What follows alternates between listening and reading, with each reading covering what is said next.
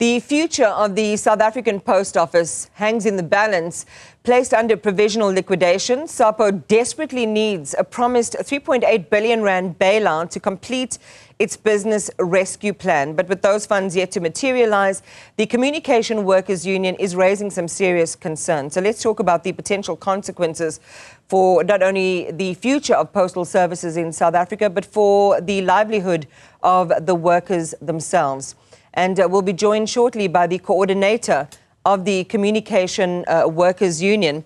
This would be Nathan Bowers, to talk to us about the impact. And some of the issues we want to cover as well is the criticisms around the post office's inability to innovate and to keep up with the times, and how much of a threat that provides to the post office in the long run. So we'll cover this as well as some of the other territories around the retrenchments at the South African Post Office, the scaling down as well of its operations, and whether these will all be enough to avert the potential for a day zero. So the National Bargaining Coordinator at the Communication Workers Union, Nathan Bowers, joins us now for more. Nathan, good morning. Thanks for your time. How real is the risk of the South African Post Office shuttering its operations by month end?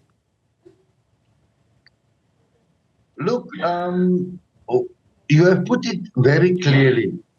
This one is about the communities who receive services from the post office and the workers who are working for them.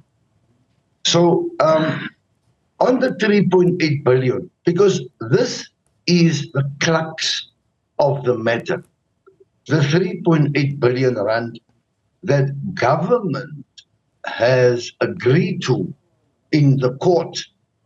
Because remember, it was a provisional liquidation that they brought against the post office, two companies, property companies. And that provisional liquidation was agreed to in court. Then by the time we had the final liquidation hearing, the Minister of Digital Technology and Communications guaranteed that that 3.8 billion will be paid. Also, the cabinet agreed to the 3.8 billion rand. And at this point in time, there is no monies coming. Now, the government did give us a 2.4 billion, but that was to straighten out the post office. Because remember, the post office was debt-ridden, over around 10 billion. But when the BRP came in, they worked off that debt to around 900 million in the clear. In the clear. Now, we are saying to the government, why don't you give the 3.8 billion? Because the business rescue plan explicitly says that they won't be able to turn around the SOE unless we get the 3.8 billion. And it was agreed upon. So what we are sitting with a government who gave the assurance in a court of law. A court of law. Yeah. They gave the assurance that they will give the 3.8 billion. Now, Nathan, today, you're asking government why they've not kept their commitment. Have you had any confirmation of a meeting or discussion to check on the progress and status of that commitment of the 3.8 billion? No, very good question. Very good question. We are in negotiations with the BRP from the day they came in. So, we asked the BRP 2 weeks ago. We demanded from them answers on the 3.8 billion. The BRP met with us, and what they said to us is that government is not forthcoming on this 3.8 billion. So, in our understanding, because the government is not taking their commitments serious, the government is not above the law.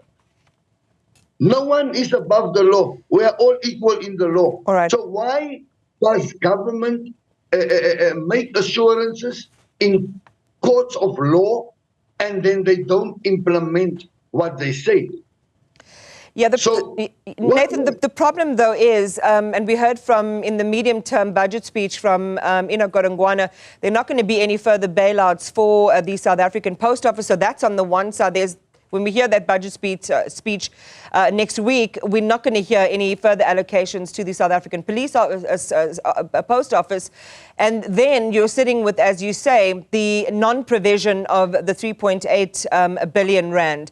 There is this other, what we understand to be a potential short-term lifeline. Have you had confirmation that the Communications Department is going to allocate unused CETA South Africa Connect funds as a short-term measure? And if that is true, how long is that going to last? Look, we heard it through the media. We heard it through the media last night or yesterday that they're allocating a couple of millions. Government did not even have the courtesy to meet with us. We hear it through the media. We are not talking about a couple of millions. We are talking about the 3.8 billion, which the cabinet agreed to. Enoch was there in that cabinet meeting. Everybody agreed. The president was also there. They all agreed that the 3.8 billion will be paid out so that the business rescue plan is able to be implemented in its entirety. Now, let me say this. Government knows that the shareholders agreed to that plan, and the plan is going to be only expedited with the 3.8 billion. Now, we're not saying they must give it immediately. We're saying engage us as the stakeholders. Yeah. CW, engage EPRP, and let us be sober in this issue. So the BRP is the Business Rescue Practitioners, Nathan, just for our viewers to understand.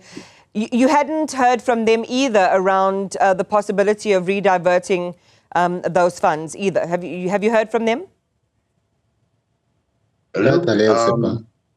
Look, what we have heard is through a press statement by the spokesperson of the minister yesterday, right, where the spokesperson of the minister says they're going to give us some money.